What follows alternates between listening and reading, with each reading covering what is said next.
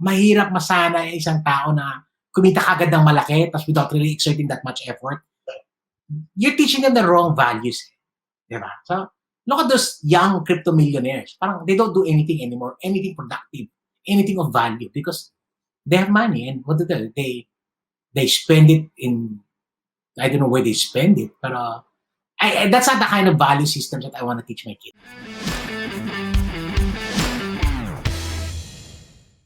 The next question would be, what advice do you give your kids with regards to building wealth and managing finances? All right. Here's the, people are surprised, no? Because, I'm the finance guy. People think, no, that my kids are really expert in finance and all these things, or the way we talk, contrary to popular belief, I do not open my PowerPoint during the dining table and turn on my, put it on my TV and talk about these things. I do have a little bit of talks with them, but it's not like that. As a parent, no, it's really more like setting examples for them. I want them to see that, daddy niya is hardworking, doesn't spend unnecessarily, takes care of the future, and they see it that way. And from time to time, we remind them, you need to save, but I don't force it. At the end of the day, kasi number one, there's way too much pressure on the kids. And Sean, you're in a public eye. I mean, everybody's, you don't want to add on to that pressure to your kids. So I'm very careful about that. I want them to make their mistakes. I want them to learn from those mistakes and even finances. So I teach them the basics, like basics, like when they were very young, I teach them that money needs to be earned. So value of work. I want them to understand that my money is my money. It's not theirs. So they have to earn it. They have to create it. So work on it. So yeah, number one. Number two, I teach them how to spend properly. Para hindi naman lahat ng gusto nila, they buy it. So number three. Following that, it means that they need to save. That all of their money is being spent. Save. And finally, I also teach them to give. Kasi generosity needs to be taught. Because if they teach it, sobrang baka maging swapa, they think it's all about that. So earn, spend, save, give. These are the things that the more basics that I taught them. Then later on, when I save niya, sabi ko, I'll teach them, let's put it in a mutual fund. And, now they're older, parang my wife said, paturo mo ng crypto. Sabi ko, alam mo, mahirap masana yung isang tao na kumita kagad ng malaki tapos without really exerting that much effort. You're teaching them the wrong values.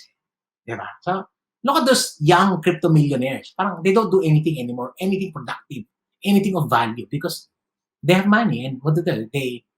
They spend it in, I don't know where they spend it, but that's not the kind of value system that I want to teach my kids. I want them to work hard and then later be wise in managing money. So I will not give them the, the secrets and all these things. They have to learn it and they have to see it from me. Just like I picked up a lot of my entrepreneurial skills. I picked up a lot from my dad. So ganun lang. My dad naman doesn't, do us, he's been a businessman all his life. He's not gonna give us lectures and talk about it.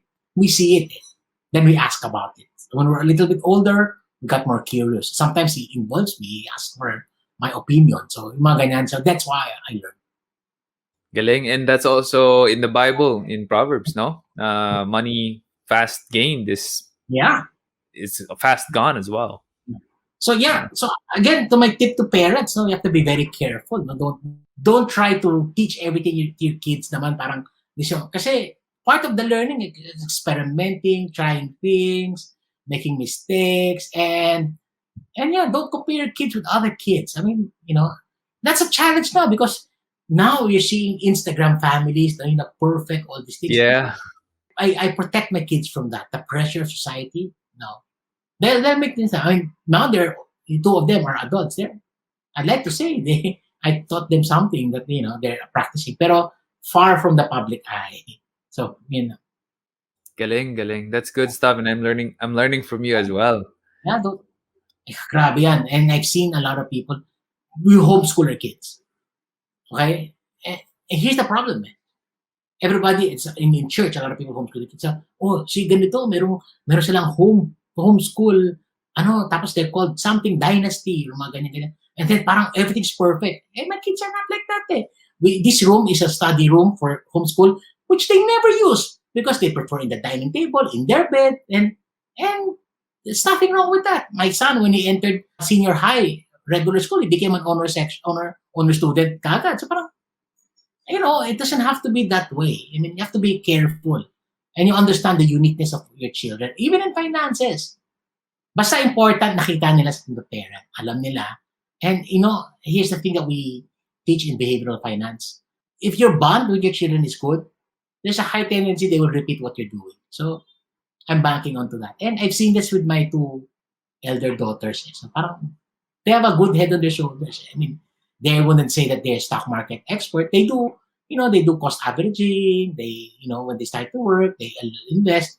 Now that they're married, their husbands are doing. Yan ang kausap ko lagi yung husbands. So, we even have a group chat for our crypto. So, with my son-in-law. Wow.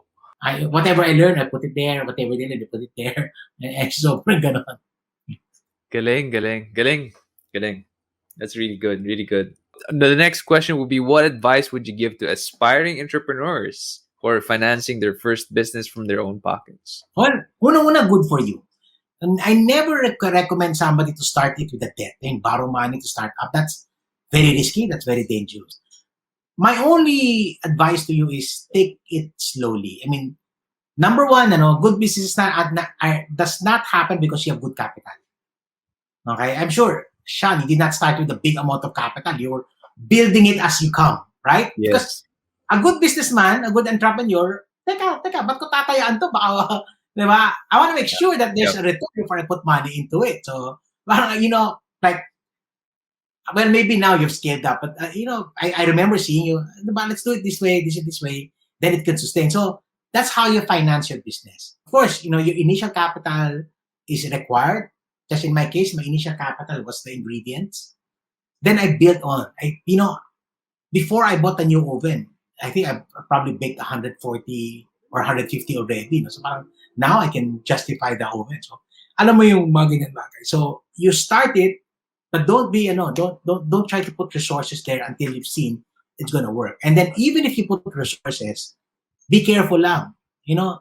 There's a story that my good friend Dodong Kakanando always says. So you have to build your abilities first. Resources. True entrepreneur should be resourceful. That's one. Doesn't mean that you have to have a lot of resources, especially capital.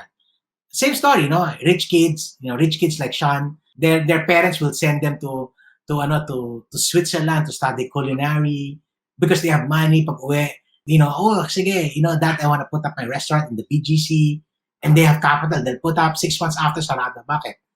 Marunong kang mag-culinary, may capital ka, but you forgot how to run a restaurant, manage people, marketing, cash flow management. You forgot all of these things.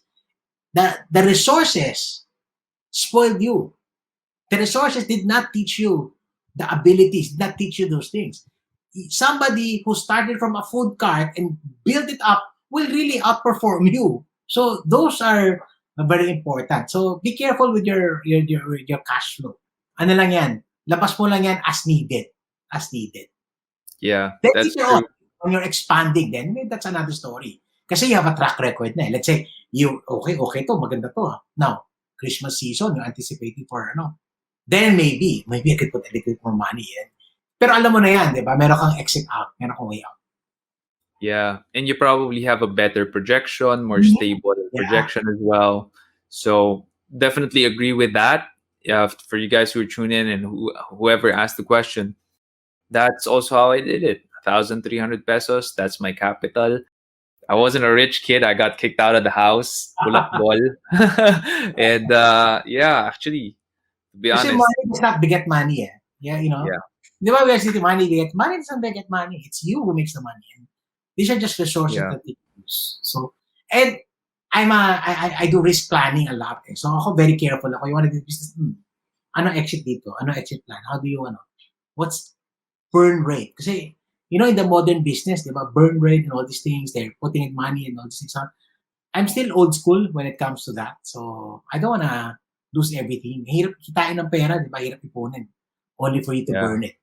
But in the past, I've been burned. So we kind of learn the lessons from that. Yeah. Those companies who are looking at burn rate, they have deep pockets most of the time. That's why. And they're not burning their own money. Yes. And don't burn your money. So.